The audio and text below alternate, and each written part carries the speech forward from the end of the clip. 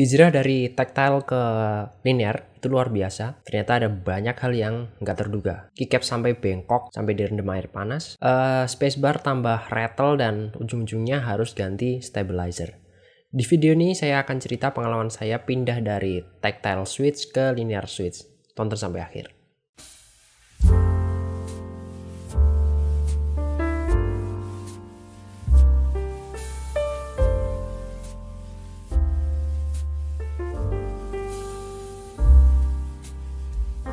Yang pertama paling berasa pada saat pindah dari tactile ke linear adalah typing feel. Ya pasti itu akan berbeda sekali rasanya.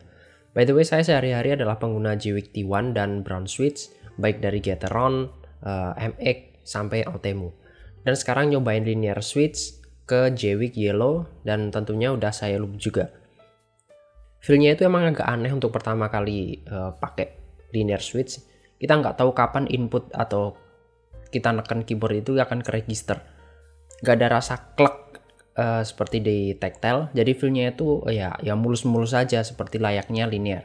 Satu-satunya tahu adalah dengan cara tekan sampai bener-bener bottoming in dan switchnya itu sampai bunyi tok. Untuk awal-awal memang perlu penyesuaian, lumayan agak lama, banyak tipe juga dan tangan itu berasa gregetan sendiri.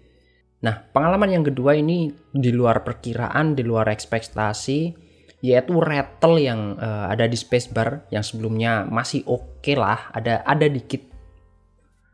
Dan ternyata pas pakai linear switch itu kerasa dan bunyinya itu jadi nggak enak banget. Nggak tahu apa masalahnya, asumsi saya itu karena mungkin pada saat pakai switch tactile, switchnya itu punya suara dan tendangan spring yang lebih berasa. Jadi rasa rattle-nya itu kalah sama feel tactile-nya. Nah, jadi untuk menghilangkan rattle itu saya akhirnya coba bongkar lagi, tuning lagi step bawaan dari VX64 yang saya pakai. Tapi nggak ada efeknya. Masih sama-sama rattle dan nggak menimbulkan perubahan yang signifikan. Akhirnya diputuskan buat beli step baru. Untung ada yang jual sekota.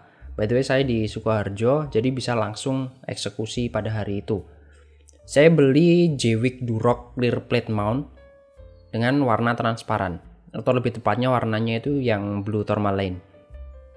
Kenapa beli yang transparan? Nanti saya ceritain di belakang pas looping stepnya. Pas datang lihat barangnya, kelihatannya stepnya ini udah tinggal pasang, nggak perlu dituning lagi, wire-nya juga udah lurus, dan untuk stemnya juga nggak perlu diklip lagi, bawah itu udah rata. Langsung rangkai dulu dan kemudian pasang. Ternyata pas mau dipasang kok susah, nggak bisa masuk langsung ke plate-nya. Ternyata emang gini, bener-bener ketat dan presisi. Bahkan saya harus lepas band aid yang ada di plate karena kalau nggak dilepas nggak bisa masuk itu housing stepnya. Pas sudah dipasang kok feel-nya nggak enak dan rattle juga. Oh ya, oke lah, mungkin karena belum di loop. Oke, akhirnya bongkar lagi dan coba di loop di wire-nya pakai Permatex, dan untuk housing dan stem saya pakai 205 Grade Zero. Nah, di sini enaknya pakai housing yang transparan. Jadi kita bisa ngecek tebal tipisnya loop karena kelihatan. Yang ujung-ujungnya akan berpengaruh ke konsistensi loopingnya.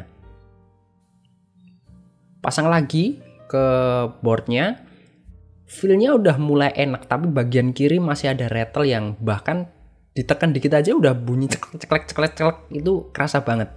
Bongkar lagi untuk yang kesekian kalinya untuk coba tuning dan rapiin loopnya. Lumayan ada perubahan tapi nggak 100% hilang, bahkan sampai ganti stem dan housing. Karena saya beli itu kan wire-nya untuk spacebar itu cuma satu, cuman dapat beberapa housing dan stem untuk shift, enter, dan backspace. Itu saya coba pakai untuk dipasangin atau dijadiin percobaan buat spacebar. Sampai di sini udah bisa menyimpulkan bahwa step aftermarket yang harganya juga lumayan menurut saya, hanya untuk sebuah stabilizer, juga masih perlu dituning dan sabar plus pengalaman itu kuncinya. Nah, ternyata masalahnya itu ada di keycap saya.